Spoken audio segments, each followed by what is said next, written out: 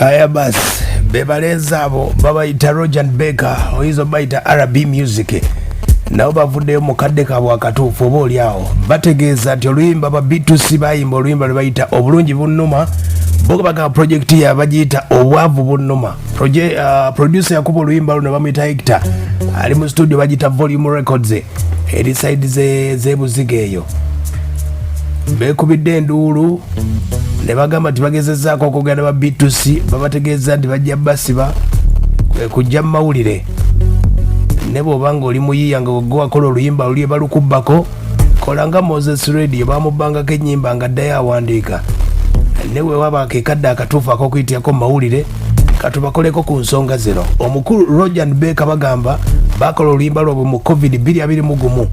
oluyimba balurekodinga nga 2 omwezi ogwokusatu 2021 nga omanyi nti ennyimba ezimu lwakuba ezimu bazikyusa ne bo bategeeza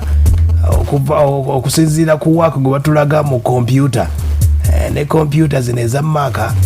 ziraga oluyimba balukola bo bagamba nti oluyimba balukola mu COVID emboozi yabwe eri bweti sooka ogiwulireko gonambuulira nti abaana bakoppa balipira oba baagala kuyitawo balabe naye bw'obanga oli muyimbi muyiiye baba bakubbako oluyimba wandiika olulala omulage nti ate osobola kikubawulira R&B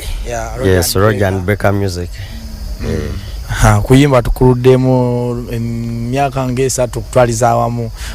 nasinkanya muganda wange ono kuyimba tukuluddemu mbanga ddene nze Baker ono ye Roger kyokuyimba awamu actually nze yakireeta muganda wange nakibayinga yes netuginsalawo tukikole sikugaana naye naye nayimbako nze kange era owuliranga vibe y'omu eba tewera fiti netugamba katugatte vibe yali alina vibe gyanyongako nga nange nyina gyemmwongerako netusalawo tugatte vibe ekintu kinyume zange nganze nina ennyimba nnyingi ziringanga sijja nakulimba nyingi buno obudde eziri out ffe nga ffe ababiri keka akayimba akabbiddwa okitegedde akayimba akabbiddwa ke ba B2C lwe lumu ku luyimba olusinga akadde kano mu zi countdown ezisinga obulungi bunuma lwakubye TikTok yemu ku sound esinga ennaku zino obulungi bunuma abalenzi bagamba ba B2C bayoza luli ne badda ne mukati bo bayiye oluyimba lwabwe obwavu bunuma lwagana bagamba nti akasente kaali kabalemesa oluyimba oddufulumya ekitegeeza producer gwe mwina okukwata kati nange ne bwe mbeera producer nga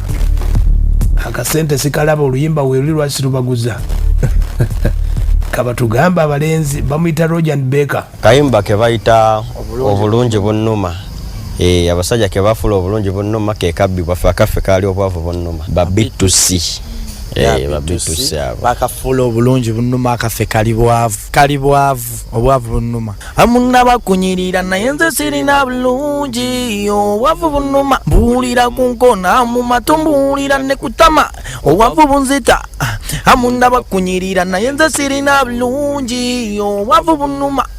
mbuulira ku nkona mu mato mbuulira ne kutama obwavu bunzita oluyimba olwo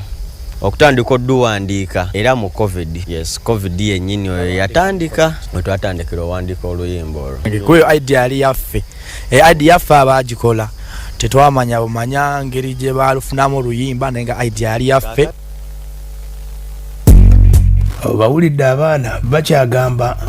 nti bagezaako n'okukwata producer kuba ensonga zonna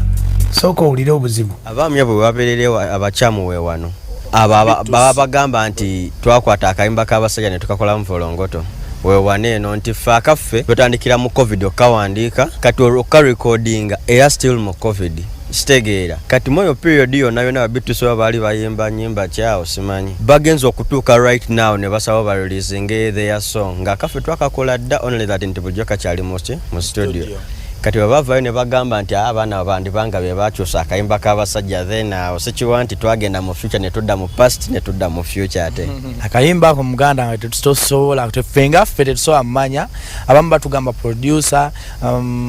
batugamba kale gundi ngeri nyingi akayimba ako ngeri gy'okuba nti kafuluma mu studio right asobola okuba nga yajja mu studio n'atula mu studio n'awulira akayimba oba omuyimbi yenna kyonna kayimba ako kasooka ne katukuba wala akaba B2C yes kuba twalwedanga content alimu y'owaffe so katuyisa bubi nnyo nga twakakawulira bwe tuti ne tusalawo tukole step eddako kuba omuntu gwe twalina ovunaana ffe nga ffe biseera bye yali producer aya basi n'abayimbi bano nabo mbanenyaako olw'obunavu olw'ensonga nti oluyimba balukola 2 mu mugokusatu ba B2C oluyimba lufulumiza 2 bagamba obwadde tebalina ssente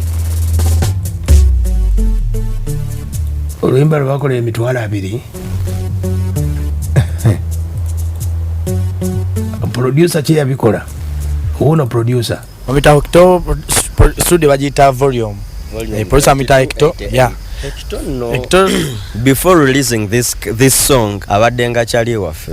kitegeera nga tumumanyi nti Hector producer ninga tumanyi producer wa fono bana abamanyimu abakozeko ne bayimbi abanene nga tuti okola nayo raka sente so twanyiga lumu ne tumugamba Hector mabako kyotukwasaganyiza naga kali katukole kati otwatandikira okukola naye era project yali eyo y'obwavu bunnuma ebiseera ebyo ogamba nti okola serious music kitegedde abaana bagamba wano abaana wulira besudiza bagamba nti oluyimba lwabo bulungi oluyimba lwa B2C bulungi bunnuma n'obwavu bunnuma bagamba olusinga lwe lwabwe lwaki amazima gennyini olwaffe olusinga okunyuma lwansonga eno lunyuma olw'ensonga lulina message lwaddala lw'amazima terulimu bulimba oba okitegeera olwaba B2C ndabanga bulimba bwennyini bali mu kwewaana balungi balina emibiri bakola emibiri ekyo tekirina we kiyambira munauganda bayitaaga amanye ndi mu mbeera mbi ndi mwavu nkivuunuse ntya kitegeera kati ffe kye twayimba embeera embi ey'obwavu eyaliwo era mukayimbira bukawuliriza obulungi kiraga nti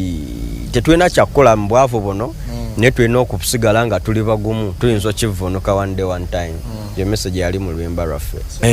tukifula B2C olutanyumako oluyimba lwaffe lulina message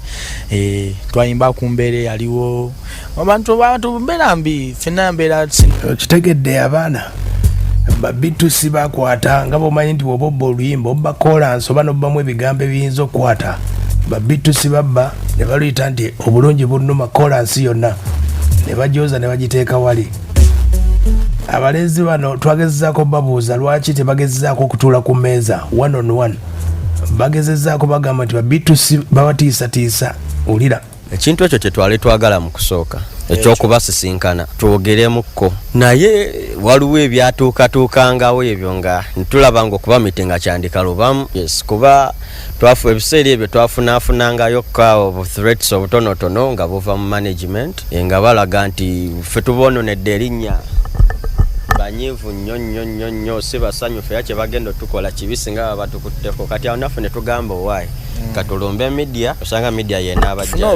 nga bagamba bagera bakuba biki kola bikitusiba biki ku mugezi agaffe ku bungo bwaffe batusibe management ya B2C wagera tusiba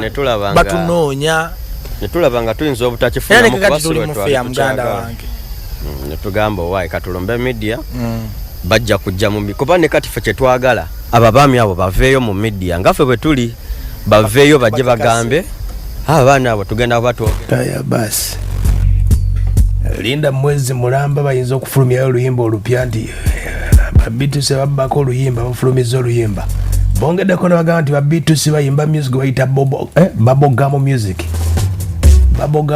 amala kabanga katono naggwako owaabwe ye akyaliko ffe twagala just kutula nabo ku mmeeza batuliyirire oluyimba lwaffe kuba kati oluyimba lugenda luggwako oluyimba lwabwe tetwagala luyimba just tetwagala kutuliyirira obwongo bwaffe babukozeemu ssente muganda wange oluyimba lwemalabalamu oluyimba lunemunangeemu kati wano mu Uganda oluyimba lwakabi bamukozeemu nyingi naye bo kye bayimba bakiyita bubblegum music nti akubira mwezi gumu naganako fedinga tetwayimba obwavu bunnuma kintu kibaddewo okumala emyaka mingi actually mingi just kize kikawa bukayi